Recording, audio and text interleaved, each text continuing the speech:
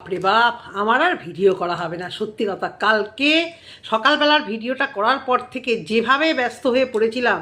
কালকে দুটো নেমন্তন্ন ছিল পুজোর। আমি নিজে পুজো না দিলেও আমার পুজোর প্রসাদ খেতে খুব ভালো লাগে, আর যেতে বললে তো যেতেই হবে। তারপর মানে আমার বর আর কি রোববার আবার অনেক দিনের নামে বেরিয়ে চলে যাচ্ছে, তাই ও বললো যে মেয়ের এক্সাম যখন আর একটা বাকি আছে, চলো টুকটাক ওকে কিনে দিই।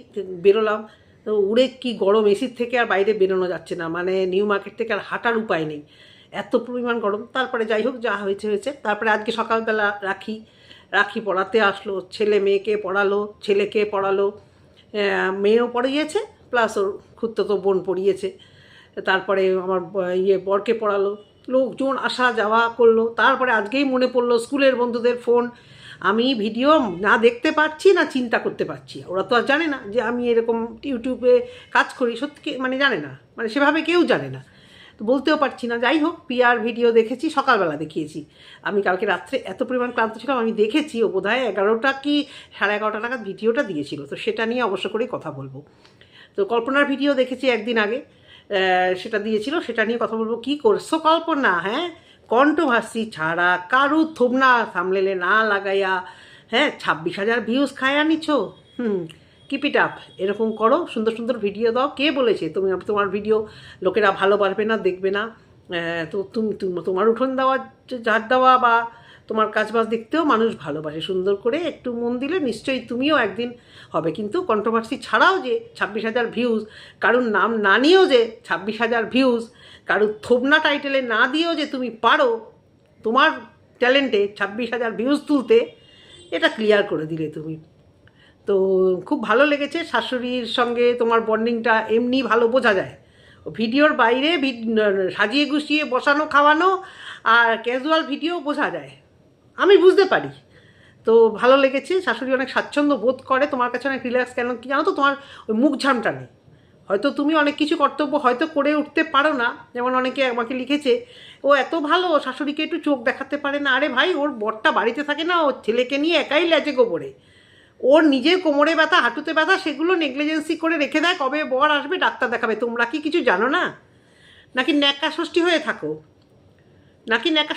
হ্যাঁ বলবে ওর মাকে তো নিয়ে গেছিলো, দৌড়ঝাঁপ দিদিও করেছে, দুজনে মিলে করেছে। তো এখানে এই ব্যাপারে তো দিদিকে সবসময় রাখতে পারবে না, দিদি নিজেই অসুস্থ, বুঝতে পেরেছো? তো সবসময় ওই শাশুড়িকে নিয়ে গেল না, শাশুড়িকে চোখ দেখালো না। যাদের কথা শুনে বলতে আসছো, আগে দেখো তারা কত নিয়ে যায়, তারা কত দেখায়, অবশ্য করেই দেখবো। কিন্তু শাশুড়ি মানুষটাও তো বোঝে যে কার কাছে একটু ভালো করে খেতে পারার সাথে সাথে দুটো মুখঝামটা শোনার থেকে আমার ভাই যে মুখঝামটা দেবেন, আমি ভাই তার কাছেই থাকি। অ্যাকচুয়ালি দেখেই মনে হয় কি ওই বাড়িটা ওনার। এখানে থাকলে যেরকম মনে হয় উনি একটা গেস্ট এসেছে, এটা বারণ ওটা বারণ, ফ্রিজে এটা রাখা বারণ ওটা ধরা বারণ। কিন্তু ওদের ওই বাড়িটাতে দেখে, মানে কল্পনাদের ওই বাড়িটা দেখে ওনাকে কিন্তু আমার মনে হয় যে ওটাকে উনি, ওই সংসারটাকে উনি নিজের মতো করে মনে করে, তাই তো। তো ভালো লেগেছে, পছন্দ মতো রান্না করলে, কাজ করলে, খুব ভালো লেগেছে। সবার সাথে মেলামেশা করে থাকছো, দেখা করছো। তোমাদের এই পুরো পরিবারটার মধ্যে যে দুটো ভাগ হয়েছে এটা বোঝা যায়। এটা সব বড় পরিবারেই হয়, কারুর একটা মেন্টাল ম্যাচ হয়। সেখানে তোমার বোধহয় ছন্দা, শেফালি, এবং শেফালিকে দেখিনি খুব একটা, হ্যাঁ দেখেছি মমতাময়ী, এদের সঙ্গে খুব তোমাকে ক্লোজ দেখছি। আর এদিকে প্রিয়ার সাথে বোধহয় আদার্স যারা পড়ে রয়েছে তাদের সঙ্গে একটু বেশি ভাব ভালোবাসা দেখছি। তো ভালো লাগছে। কিন্তু সেদিনকের ভিডিওটা ভালো লাগেনি, কারণ অন্যের কন্টেন্ট নিয়ে তুমি কাজ করবে, এটা দেখতে ভালো লাগেনি। কার বাড়ি গোছানো সেটা তার প্রবলেম, সে দেখাবে। তোমার ওখানে গিয়ে অতক্ষণ ধরে ওদের বাড়ি দেখানোটা আমার ভীষণ দৃষ্টিকটু লাগছিল। ওদের নিশ্চয়ই নো ডাউট সুন্দর বাড়ি, কিন্তু আমরা যারা দেখছে তারা ওদের বাড়ি, ওদের চ্যানেল থেকে ওদের বাড়ি দেখছে। এর আগেও ওদের বাড়ি নিয়ে টুকটাক অনেকে ভিডিও করেছে, যখন সবাই আর কি এখানে ভিডিও দেয়নি। সেখান থেকে তুমি তোমার ভিডিওর অনেকক্ষণ অংশ ওদের বাড়ি দেখাচ্ছিলে, এই জায়গাটা ভাল লাগেনি। তুমি ভিডিও এডিট করো, মিউজিক দাও ভালো, আর একটু জোরে কথা বলবে, যেহেতু তুমি শান্ত, বলতে পারো না। তো ওভারঅল ভিডিওটা তোমার ভালো লেগেছে, ভালো কমেন্টও এসছে, ভালো, খুবই ভালো এসছে। 2-4টে নেগেটিভ লোকেরা বলেই বসেই থাকবে, সবাই তো আর এক জগতে সবার মন রাখতে পারে না।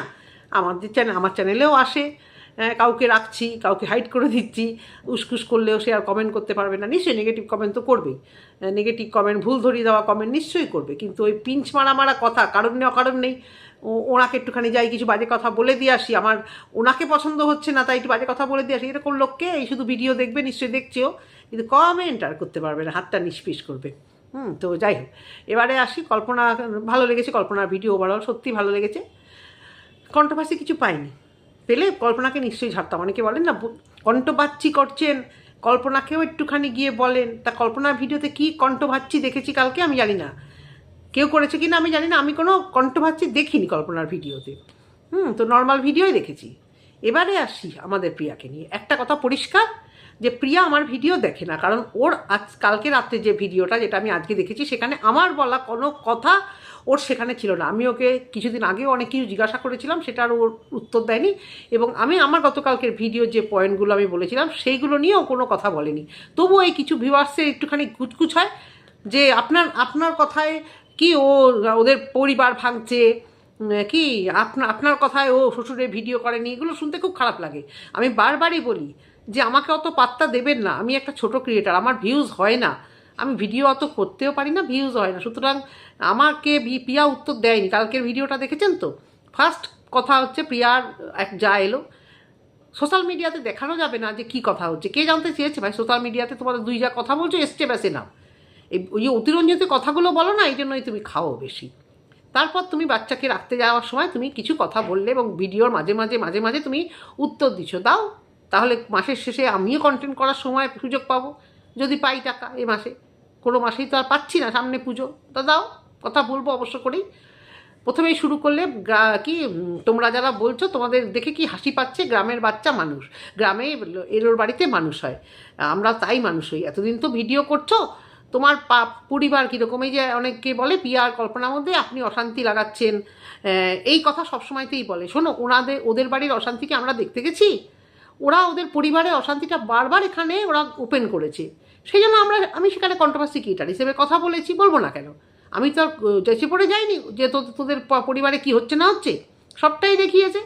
নির্লজ্জের মতো এরা সবাই, প্রত্যেকে কিছু না কিছু ওরা কন্ট্রোভার্সি দিয়েছে, সেই জন্য সেই নিয়ে বলতে হয়েছে। এবারে বলছে বাচ্চাকে টিউশন টিচারের কাছে দিয়ে, জানি না, আমি এ কথাটা আমি বলিনি, কে বলেছে আমি জানি না, এটা যে বলেছে বোগাস কথা। কারণ টিচার আসলে বাচ্চা মা বেরোতেই পারে, ও গালে হাত দিয়ে বসে থাকবে, তখন ওর মনে হয় যেন একটু রিল্যাক্স। হ্যাঁ, তবে আমি যেটা বলেছি যে বাচ্চাটা পড়ানো কমপ্লিট যাওয়ার টাইমটা তো তুমি বোঝো, তখন তোমার ওই ছেলেটিকে হোক বা কাউকে হোক ওই বাড়িতে তোমার পাঠিয়ে দেওয়া উচিত। এখান থেকে ক্লিয়ার। প্রিয়া আমার ভিডিও দেখেনি, কারণ প্রিয়া আমাকে এই উত্তরটা দেয়নি। যে কালকেও একজন দুজন বলছিলেন যে আপনাকে এরকম উত্তর দিয়েছে, না ও আমার ভিডিও দেখে না। আমি অত ফেমাস কন্ট্রোভার্সি ক্রিয়েটার নই। তো ও বলছে বারবার, যে এটা বলেছে যেই বলুক, আমিও দেখেছি আমার ছেলেকেও পড়াতে আসলে, যদিও আমার ছেলে একটু বড় হয়ে টিচার বাড়িতে প্রাইভেটে আসতো, কারণ আমার ছেলেমেয়েরা কারোর কাছে পড়তে চাইতো না, মানে জোর করেই রাখা, যেহেতু মেয়ে ছোটো ছিল। আমি টিচার আসলে আমি হাফ ছেড়ে বাসতাম, যাই আমার একটু বাইরের থেকে যদি কিছু কাজ থাকে না, গল্প আড্ডা নয়, যদি কি সন্ধ্যেবেলা একটু দোকান করার থাকে যাই, সকালবেলা তো হতো না, সন্ধ্যেবেলা যদি হয় সেটা আমি যেতাম। ছেলের জন্য সবসময় ছেলের টিচার, আর মেয়ের জন্য বাড়িতে যে আসতেন, আমার ক্রাইটেরিয়া অনেক কিছুই ছিল। আমি বাচ্চা হওয়ার সময় আমি বলেছিলাম যে আমি মানে মহিলা ডাক্তারকে দেখাবো, গাইনো ডাক্তার। আমি এখনও যদি কোনো অসুবিধা হয় মহিলা গাইনো ডাক্তার প্রেফার করি। এবং মেয়ের বেলাও আমি কখনো অনেক বড় অবস্থাতেও যে টিচার, সেই টিচার মানে টিল এখনও আসে। আমি শুধু বলি তুমি তুমি যত তোমার ব্যস্ততা থাক, উনি ডাক্তারি মানে করে, মানে ডাক্তারি পড়ছেন, অ্যাকচুয়ালি প্র্যাকটিসও করছেন। ওনাকে বলছি যতই তুমি নাকে মুখে করো, তুমি সপ্তাহে একদিন, মাসে একদিন হলেও তুমি আমার মেয়ের সামনে একটু এসে বসবে, ব্যাস, যতদিন 12টা পাস না করে। আরগুলো তো বাইরে পড়তে যাচ্ছে, তো ও আসলেও আমি টুকটাক বেরিয়ে যাই। এ মেয়ের জন্য আমি কোনোদিন কোনো পুরুষ টিচার রাখিনি, কারণ দিনকাল ভালো না, কী কোথা থেকে কী ঘটনা ঘটে আমি কখনো রাখি, সবাই খারাপ সেটা আমি বলছি না।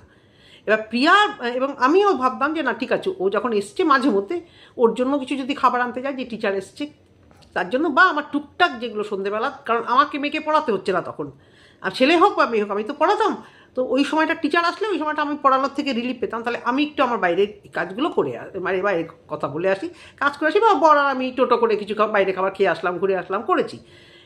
এটাতে আমার খুব একটা দৃষ্টিকটু লাগে না যে টিচার এসে, ওর তো একটু রিল্যাক্সেশনের দরকার আছে।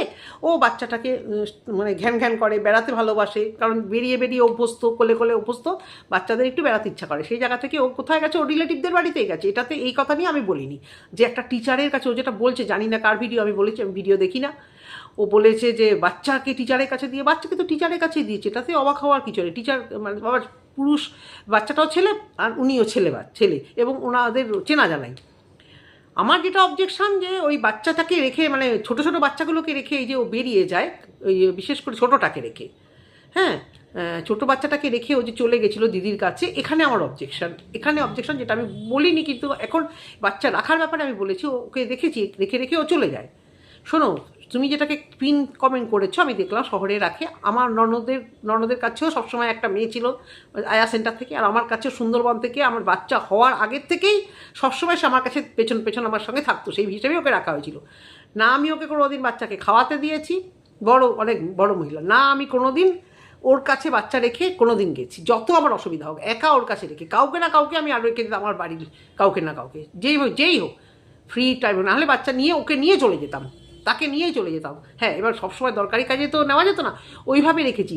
ও মাঝে মাঝে ওকে নিয়ে গেলে ও বলতো, বৌদি তুমি যাও না, আমি ওকে নিয়ে ঘরে থাকি, আমার রাস্তায় কোলে কোলে নিতে কষ্ট হয়। আমি তো ঘুরিয়ে ফিরিয়ে বলতাম, না তুমি চলো আমার সাথে। শহরে যেটা করে, আমাদের ঘরে সিসি ক্যামেরা লাগানো আছে না, ছেলে যখন ছোটো ছিল সিসি ক্যামেরা ছিল না, কিন্তু মেয়ে যখন হয়েছিল তখন তার কিছুদিন পর থেকে নিজস্ব পার্সোনাল কাজের জন্যই আমরা প্রত্যেকে, আমাদের বাড়িতে প্রত্যেকেরই আছে সিসি ক্যামেরা লাগিয়ে নিয়েছি। প্লাস প্লাস প্লাস যে কাজ করে, আমার ননদের বাড়িতে যে ছিল সে আয়া সেন্টার থেকে, সে আমার ননদের অনেকদিন পরে বাচ্চা হয়েছিল, সমস্যা ছিল বলে ওরকমভাবে সকাল বিকাল ওর জন্য ওরকম সেন্টার থেকে আয়া রাখতে হতো, যারা বাচ্চাকে খাওয়াতোই করাতো। বাচ্চাকে ওই ফ্লাক্সের ভিতরে যে পাড়াটা থাকে ওইটা ফেটে গেছিলো, ওই অবস্থাতেই বাচ্চাকে দুধ খাইয়ে দিয়েছিল। এবং দেখা গেছে বাচ্চার দুধ অনেক সময় খেয়ে নিত, ননদ জানতেও পারতো না, বলতো যে খাইয়েছিস, হ্যাঁ খাইয়েছি। বাচ্চাটা আদো আদো করে বলতো আমি খাইনি, খিদে পেয়েছে। তখন মানে আইডিয়া করে বা যেভাবে জানা যেত যে ও চেটে চেটে খেয়ে নিয়েছে, মানে ওরাই খেয়ে নিত অনেক সময়। যাই হোক, সবাই একরকম নয়, ভালো লোক প্রচুর পাওয়া গেছে। তাও ওই যে আয়া দিদি থাকতো, ও নাকি আমার বিয়ের আগের শোনা ঘটনা যে ওই পারস শুদ্ধ বাচ্চাটাকে দুধ খাইয়ে দিয়েছে, ওই ছোটো বাচ্চাকে হসপিটালাইজ করতে হয়েছিল। এই ভয়ে আমার লোককে আমি কোনোদিন আমার বাচ্চাকে খাওয়াতে দেইনি, কোনোদিন না। অনেক বড় অবস্থাতেও সবসময় থাকার ওরা থাকতো, তুমি আদার সব কাজ করো, চান করাচ্ছ, জামা কাপড় মেলছো, ধুচ্ছো, কাচ্ছো, সব ঠিক আছে, খাওয়াতে আমি বাচ্চাকে দেবো না। আমার যত কষ্টই হোক নিজের হাতে খাও, কারণ ওই যে দেখেছি ঘটনা, সেই থেকে ভয় করতো। আর বাচ্চাকে রেখে যাওয়া অসম্ভব। আর আমাদের শহরের দিকে অনেক কিছু ব্যবস্থা করেই করতে হয়, তারপরেও তো অনেক ঘটনা শোনা যায়, সেই জন্যই হয়তো তোমাকে সাবধান করা হয়েছে, বুঝতে পেরেছো? সবসময় আঙুল দেখিয়ে দেখিয়ে তেলা তেলা কথা, পাড়ার কাকিমা মাসিমা, আর ওই জন্যই তুমি শোনো, তুমি ইচ্ছা করেই করছো। যে বলছিল না কন্ট্রোভার্সি করলে আমার কী এমন ভিউজ হয় 4 থেকে 5 হাজার, আবার তুমি এক মুখে বলেছিলে কন্ট্রোভার্সির ছোঁয়া দিয়ে ভিডিও করি। তোমার মুখ থেকে শুনে আমি অবাক হয়ে গেছিলাম, ও আচ্ছা, কন্ট্রোভার্সি ছুঁয়ে দিয়ে তারপরে ভিডিও করলে ভিউজটা একটু বেশি হয়। ফার্স্ট তোমার মুখ থেকেই শুনেছিলাম।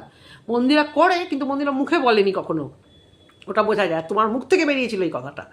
হ্যাঁ, কিন্তু এই শহরের দিকে এই যারা বাড়িতে থাকে না, তাদের ঠিকুজি কুষ্টি, মানে আধার কার্ড হোক, এখন তো আধার কার্ড, তার আগেও বিভিন্ন রকম ডকুমেন্ট, তার ভোটার আইডি, তার বাড়ির ঠিকানা একদম লোকাল থানায় আমরা দিয়ে আসি, লোকাল থানায় রাখা আছে, বুঝতে পেরেছো?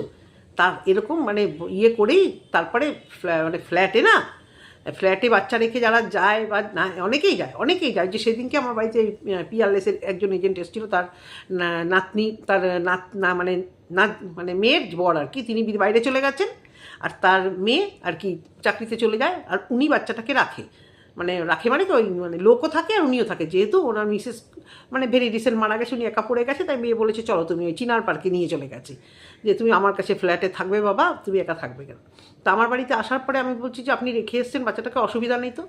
কোনো অসুবিধা থাকে না, কেন জানো? ওই গেটে যে থাকে দারোয়ান, তার কাছে কে ঢুকলো কে বেরোলো পারমিশন নিয়ে লিখে তার টিকুজি কচি ঠিকানা এইসব, তার মধ্যেও অঘটন ঘটে, তার মধ্যেও সমানে দেখা যায় অঘটন। সেই জায়গা থেকে আমি টিচারের কাছে রাখা, আমি অন্তত মানে অবজেকশানে, কারণ আমি নিজেও সেটা যেতাম, আমিও যেতাম। আর তুমি বারবার করে কী বলছো, তুমি শহরে মানুষ, কোন শহরে মানুষ প্রিয়া? কিছু মনে করো না, তুমি ওই ফালাকাটায় থাকতে ওটাকে তুমি শহর বলতে। ফালাকাটা জায়গাটা অসম্ভব সুন্দর, খুব সুন্দর গ্রাম, আমি ভীষণ ভালোবাসি। কিন্তু তুমি যে বলছো শহর না, ওটা শহর নয়। মন্দিরাও যখন রানাঘাটকে শহর বলে, তথাকথিত 2-4টে শপিং মল আর কিছু হয়ে গেলে শহর হয় না। শহরে লাইফস্টাইল, শহরের সমস্ত কিছু অন্যরকম হয়, সব কিছু, যে কোনো প্রপার শহরে, দিল্লি, বম্বে, ব্যাঙ্গালোর, হায়দ্রাবাদ, যে কলকাতা, একদম মেন যেগুলো সিটি, আমি তো একদম মেন সিটিতে থাকি, সেই জায়গা থেকে বলছি। তুমি যে বলছো শহরে মানুষ, শহরে ওই তোমার বোন যেখানে থাকে যাদবপুর, ওটা কিন্তু একদম দারুণ শহর। আবার যাদবপুরে কিছু জায়গা আছে একদম মানে পাড়া টাইপের একদম, বুঝতে পেরেছো? তো তুমি যে বলছো শহরে মানুষ হয়েছো, শহরের মানুষ অন্যরকম হয়, গ্রামের মানুষ অন্যরকম হয়। আমি আমার দিক থেকে বলছি, আমিও একটা বিশাল জয়েন্ট ফ্যামিলিতে মানুষ হয়েছি। আর আমার মামা বাড়ি হাবড়া, ছোটোবেলা থেকে পরীক্ষা হয়ে গেলে মামা বাড়িতে গিয়ে থাকতাম, তখন হাবড়া ছিল অচপাডাঙ্গা। আমার এখানে কোলাঘাটে বাড়ি আছে, প্রত্যেকটা বাড়ি, মেদিনীপুরের লোক তোমরা সবাই জানো, যারা জানবে যে স্কুল টিচার এবং ডাক্তার বেশিরভাগ মেদিনীপুর আর বর্ধমান থেকে। এই দুটো ডিস্ট্রিক্টের মানে মানুষদের কিন্তু পড়াশুনো খুব ভালো, ব্রেনের দিক থেকে তারা খুব ভালো হয়। অজপাড়াগা আমার যেখানে বাড়িটা আছে, আমার তো ওটা বাগান বাড়ি, অজপাড়াগা আমার বাচ্চাদের যখন নিয়ে যায় না, খেলার সাথী পাই না, বিকালবেলা খেলার সাথী পায় না, এই বাড়ি ও বাড়ি যাওয়া তো দূর, খেলার সাথী পায় না, সবাই পড়ছে, সবাই পড়তে যাচ্ছে, বিকেল হলেই সবাই পড়তে যাচ্ছে, মাঝে মাঝে ওরা ছুটি কাটাতে যায়। আর ওদের সিবিএসসি, আর ওখানে বেশিরভাগই সব ওয়েস্ট বেঙ্গল বোর্ড, এবার টাইমটা তো ম্যাচিং হয় না। এদের এক্সাম হয়ে গেলে যখন যাবে ছোটোবেলায়, ওদের আর খেলার সুযোগ পায় না, খেলার লোক পায় না, সারাক্ষণ পড়াশুনো করছে। আর ছোটো বাচ্চাকে এবাড়ি বাড়ি দেবে, তোমারই রিলেটিভ, তুমি দিচ্ছ, এই নিয়ে আমি কোনোদিন কথা বলিনি। কারণ আমাদের বাড়িতে, আমার বারাসাতের বাড়িতে প্রচুর পাড়ার বাচ্চা এসে এসে ঘুমিয়ে থাকতো। মানে কত বাচ্চা যে আমাদের বাড়িতে মানুষ হয়েছে, কিন্তু আমাদের বাইরে দিত। আমার ঠাকুমার একদম মানে ভীষণ, উনি জাতপাতও মানতেন, আর উনি ভীষণ যে আমাদের বাড়ির বাচ্চা বাইরে যাবে না। কারণ আমাদের নিজেদেরই আত্মীয় স্বজন এতই, তোমাদের মতোই, পিয়াদের মতোই, আমাদের আবার একই বাড়ির মধ্যে হতো, যেরকম একটু দূরে দূরে বাড়ি, আমাদের একটা ঢালাও বাড়ির মধ্যে সবারই ছোটো ছোটো বাচ্চা, কে কার বাচ্চা রাখবে, আমরা সব ভাই বোনেরা পিটাপিটি। তো গ্রামের কালচার, আমি শহরে থাকি, এইটাই বলছি যে প্রিয়া আমার ভিডিও দেখে না, কারণ আমি গ্রামের কালচারটা খুব ভালো বুঝি।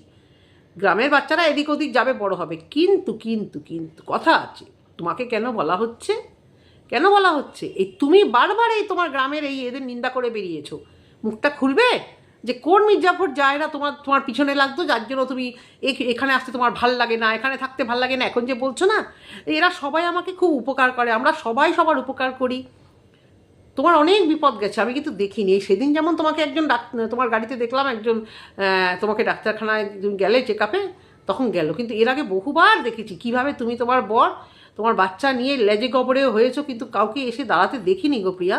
এখন যে বলছো না যে সবাই সবার পাশে থাকি, কই তোমাকে এত বছর ধরে দেখছি, কই তখন তো দেখিনি। তাছাড়াও তোমার বর বাচ্চাটাকে নিয়ে কলকাতায়, পুনায় ট্রিটমেন্ট করাতে গেছিলো, তখনও তোমাকে একা একাই থাকতে দেখেছি, বুঝতে পেরেছি যে তুমি, তাই জন্যই তোমাকে বলা, সবাই সবার বিপদে দাঁড়ায়, তোমাদের খুব ভাব, তাই জন্যই তোমাদের পরিবারটা আজকে পুরো উলঙ্গ, তোমাদের পরিবারের গুটকাচালি অশান্তি আজকে ওয়াইটিতে উলঙ্গ তোমরা করেছো, তোমরা প্রত্যেকে করেছো, প্রত্যেকে, একটা কাউকে বলতে পারবো না যে বাদ দিয়েছে, যেন প্রকারে, কারুর খোঁচানি খেয়ে এসেছে, ওর খোঁচানি খেয়েও বলেছে, কিন্তু প্রত্যেকে তোমরা বলেছো, কে শুরু করেছে কে শেষ করেছে এটা নিয়ে কথা বলবো না, কিন্তু যে কটা ব্লগার আছো, ইনক্লুডেড কল্পনা, ইনক্লুডেড ছন্দা, প্রত্যেকে তোমরা তোমাদের পরিবারের যে মানে কঙ্কালসার চেহারা, সেটা আমরা কী করে জানলাম, তোমাদের ভিডিও থেকে জানলাম, আমরা তো কেউ তোমার বাড়িতে যাইনি। আর সেই জন্যই তোমাদের এই পরিবারটাকে নিয়ে কথা, যখন তুমি বলো না আমাদের খুব মিল, আমরা সবাই সবার সাথে মিশি, তখনই শুধু হাসি পায়, কারা না তোমার সেই ট্যাগগুলো চুরি করে নিয়েছিল, তোমার ব্যবসার ট্যাগ চুরি করে নিয়েছিল, তোমার রান্নাঘরের লাকড়ি ফাকড়ি তোমার রান্নাঘরে পুরো ফাঁকা করে দিয়েছিল, চুরি করেছিল, তারা কারা, তারা তো তুমি তো বলেছো পুরো পাড়াটাই তোমাদের আত্মীয়, খুব ঢলাঢলি, খুব মেশামেশি, কিন্তু তারা কারা, যে মির্জাফররা তোমার অ্যাবসেন্সে তোমার নামে সবসময় নিন্দা করে, সবসময় তোমাকে হিংসা করে, সবসময় তোমার ঘরের কি তুমি কাজের লোক রেখেছো, তারা সারাদিন নিন্দা করতো, বাবা দুটো কাজের লোক, তোমার গাড়ি দেখে হিংসা করে, তোমার বাথরুম দেখে তারা হিংসা করে, প্রতি মুহূর্তে তুমি আজকে এত বড় হয়েছো। আর যদি বলো ভয়, তুমি যে কোন সাহস এটা সবাই জানে, শোনো, তোমার তো এই যে তুমি যেরকম অল্প বয়স, ওইরকম অল্প বয়স তো আমারও গেছে, আমি আমার কথাটাই বলছি, দেখতে তো আর কুচ্ছিত ছিলাম না, প্রচুর প্রপোজাল আসতো, কিন্তু ওই ভয়ে, বাবা মা আর মানে আত্মীয় স্বজনদের ভয়ে, জ্যাঠা কাকাদের ভয়ে কোনোদিন এই সাহসটা পাইনি। যখন প্রেম করেছি তখন অনেকটা বড়, জানি যে আর কদিন পরে বিয়ে করতেই হবে, একটা মানে যে ফ্যামিলিতে মানবে সেরকম একটা দেখে, মনের মিল হলে অবশ্য করেই তারপরে প্রেম। ডিস্টেন্স প্রচুর, কোথায় বারাসাত আর কোথায় কলকাতা, তো তা সত্ত্বেও যাই হোক, এবার তোমার সাহস দেখো, সেই ছোটোবেলায় তুমি যে কত সাহস তোমার, ছোটোবেলায় তুমি এই ঘটনা ঘটিয়ে বেরিয়ে চলে এসছো ওইভাবে নাটকীয়ভাবে তুমি বিয়ে করেছো, তা তোমার সাহসিকতা পরিচয় সত্যি মানে আমরা অনেক পেয়েছি, আর নতুন করে বলতে হবে না যে তোমার একটুও ভয় নেই।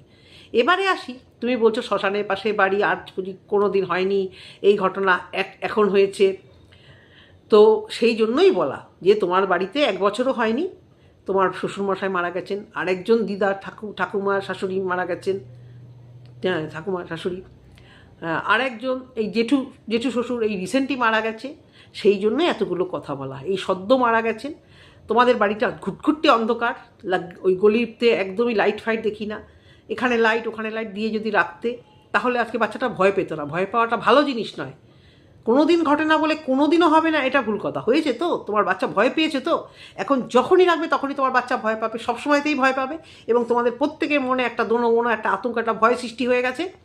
তো তুমি এই সিচুয়েশনে বাচ্চাটাকে তুমি মানে রেখে গেছো। আমি যেটা বলছি, কারেন্ট অফ হতে পারতো, তখনও কী করতো? ইনভার্টারটাকে অটোমেটিক জ্বলে, আমি জানি না, আমার কোনো আইডিয়া নেই।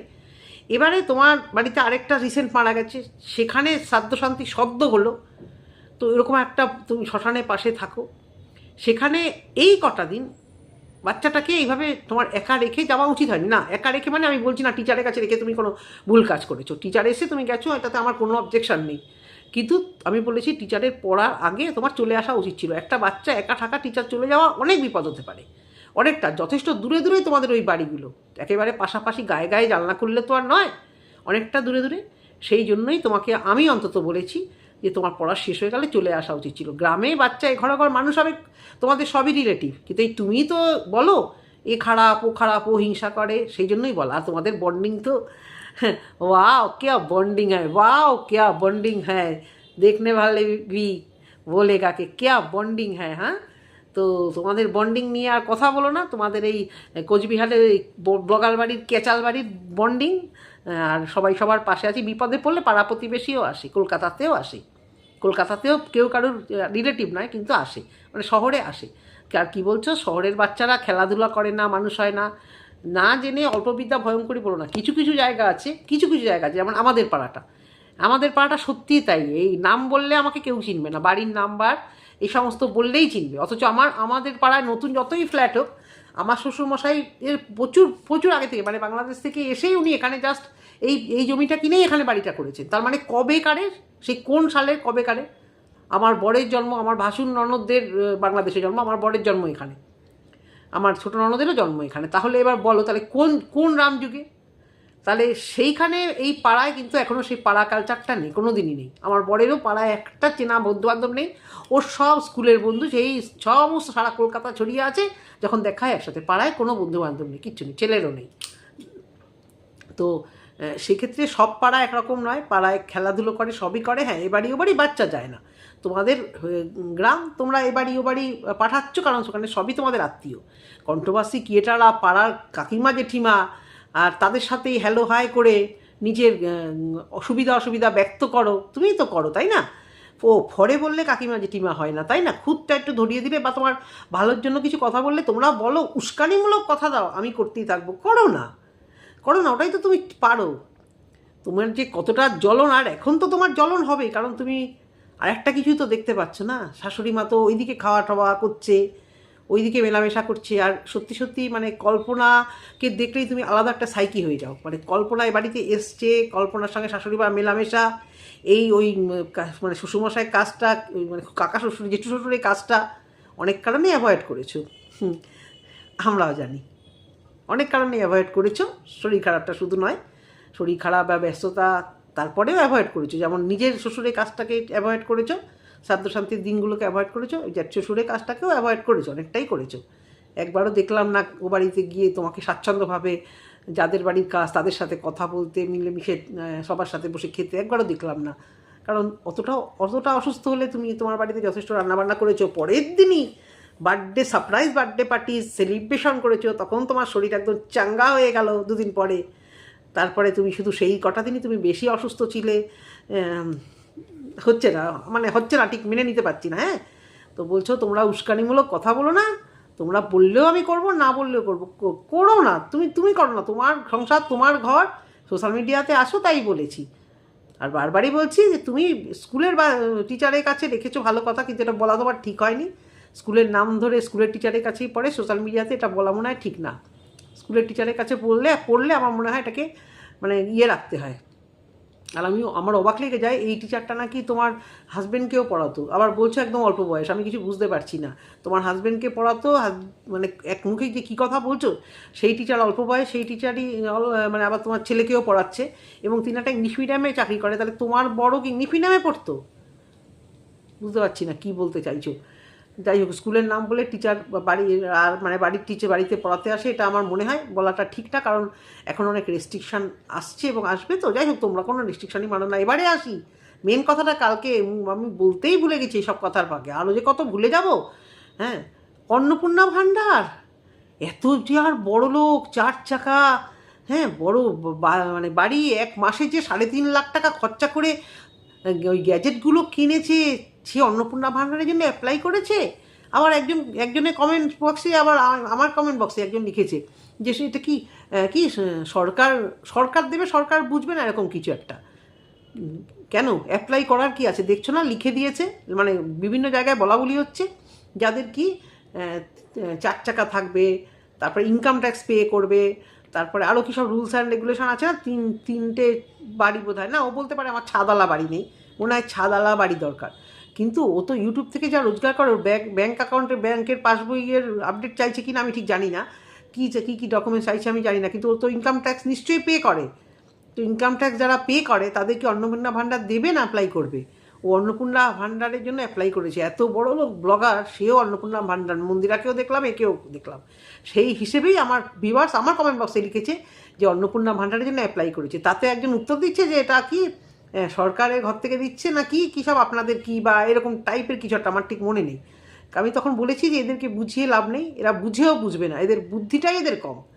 যে সরকার থেকে রেস্ট্রিকশান যেটা করেছে, যে মানে ক্রাইটেরিয়াগুলো চেয়েছে, প্রিয়া তার মধ্যে কি পড়ে জানি না, ভাঙা মানে বাথরুম, কাঁচা বাথরুম বোধহয়, এইগুলোই বোধহয় যা নিউজে যেগুলো শুনছি। তো তাও অন্নপূর্ণা ভাণ্ডার পায়নি বলে বড়লোক ব্লগারের খুব কষ্ট, মানে চিন্তা করছে যে পেয়েছে কি না পেয়েছে। তো তোমার ব্যাপার, সরকারের ব্যাপার, তোমাকে দেবে কি না দেবে এই নিয়ে কথা নেই, কিন্তু তুমি অ্যাপ্লাই করেছো, এটাই আমার অবাক লাগছে, এত বড় লোক। আর বারবারই বলছো আমরা গ্রামের মানুষ, আমরা এভাবেই মানুষ হব। হ্যাঁ, গ্রামে এভাবেই মানুষ হয়। আবার পরিবারের এই কেচ্ছা কাহিনীও যে এইভাবে কেউ গ্রামের মানুষরা এইভাবে বিক্রি করে। আর তুমি বলছো না যে তোমরা কি পাড়ার জেঠিমা কাকিমাদের মতো তোমরা এইসব আলোচনা করছো, তোমরা এইসব বলেছো বলেই তো আলোচনা করছি। আমাদেরও তো পরিবার আছে, আমাদেরও তো পরিবারে অনেক গুপ্ত কিছু আছে। এই যে বলো না যে আমার জীবনে শুধু ঝড়, আমার জীবনে যদি ঝড়ের কথা শোনো না, কিন্তু সেগুলো সোশ্যাল মিডিয়াতে বলবো কেন, সেগুলোকে ওভারকাম করতে হবে। বিভিন্ন রকমের ঝড়, মানে 2009-তে আমাদের বাড়িতে যা গেছে সে বলার না। আমি তখন জানতে পেরেছি, আমার সেকেন্ড বেবিটা কনসিভ করেছি, তখনই আমার ভাসুরের ছেলে ব্রেন টিউমার ধরা পড়েছে। একটা দারুণ ইন্টেলিজেন্ট ছেলে, সদ্য 11-এ পড়তো পাঠভবনে, সেই ছেলে তো তোমার থাকলোই না, 2013-তে সে চলে গেল। ওই 3 মাসের মধ্যে আমার নিজের ছোট নন্দায়ের বিশাল মানে হার্টের অবস্থা, সর্দি গেছে ত্রিপুরায় বাপের বাড়িতে, আর এখানে ওই রকম অবস্থাতে। আর ভাসুরের ছেলেকে ঠিক করতে আমার বর, ভাসুর যা আর এই নন্দাই দেন ওরা চেন্নাই অ্যাপোলোতে চলে গেছিলো। ফিরে এসে 2 মাস 2.5 মাসের মধ্যে ওরকম হলো। তারপর 2.5 মাস পরে আমার বরে বিশাল লিভারের প্রবলেম ধরা পড়লো। হ্যাঁ, তো তুমি বলছো তারপরে ওই 2009-তে, ওই তখন আমার ভাসুর বলতো আমার 3টে লাঠি, মানে আমার ভাসুর, আমার ভাসুরের ছেলে, নন্দাই আর আমার বর, 3জনে তো লাঠি। আমার ভাসুর বললো, আমি বলছিলাম আমার 3টে লাঠির লড়বড়ে হয়ে যাচ্ছে এরকম, আমি কোথার থেকে কীভাবে দাঁড়াবো, সেগুলো ওভারকাম করে বেরিয়ে আসা হয়েছে। এই যে তুমি বলছো না পুজো আচ্ছা করবো, আমার ঘরে এরকম মানে এই সমস্ত কি ওই শ্বশুরমশাইকে ঠিকমতো খেতে দেওয়া হয়নি, তিথি অনুযায়ী কাজ হয়নি, যার জন্য এত অঘটন। তা আমার ওই রকম যখন এরকম হয়েছিল, আমাকে অনেকে বলতো এরকম শরীর খারাপ হচ্ছে, এরকম এই ঘটনা হচ্ছে, এই পুজো দে ওই পুজো দে। তা আমি তো পুজো আচ্ছা সত্যি দেই না। দেখো, যদি না মেনে চলে, আমি বললাম আমার বরকে বাইরে খাবার খেতে বারণ করে, ও প্রয়োজনে অপ্রয়োজনে সবসময় বাইরে খাবার খায়, আর তার তো প্রবলেম হবেই লিভারে। তো এটাতে পুজো দিলে আমি কি আটকাবো, আর না দিলেই বা কী করবো? তা তুমি যে বলছো না ওই যে তোমার অলৌকিক কারবারগুলো হচ্ছে, এই জন্য এটা হয়নি, ওই জন্য দেখা দিয়েছে, ওইগুলো এই করেছে, আর এত সুন্দর বেশ একটা ফেদে বলেছো, সত্যি কথা বললেও, সত্যি কথা হয়তো বলছো, কিন্তু এর পিছনে কিছু নাটকীয়তাও আছে, এটা সত্যি কথা। মানে কাউকে হ্যাটা করার জন্য, তুমি নিজেকে ক্রেডিট দেওয়ার জন্য তুমি ওইসব করছো। আর এত ঝগড়াটি এইভাবে, বাপরে বাপ, কীভাবে বলছে। তো যাই হোক, তোমার বাচ্চা তুমি কিভাবে মানুষ করবে, কিভাবে তৈরি করবে, ছেলে দুটোই তোমার খুবই ভালো, বাচ্চাটা তো বাচ্চাই, বোঝা যায় না, বড়টা তো সত্যিই খুব ভালো হোক, এটা অবশ্য করে দুহাত ভরে আশীর্বাদ থাকবে। কিন্তু তুমি যেগুলো করছো, এই যে বাচ্চা ভয় পেয়েছে, ফার্দার যদি রেখে যাও ভয় পাবে, তোমার বাচ্চা তুমি ভালো বুঝবে, তাই না? যেটা বলা সেটা বলেছি। যদি কিছু বাদ চলে যায় অবশ্য করে সেকেন্ড ভিডিওতে কথা বলবো। এখনকার মতো টাটা।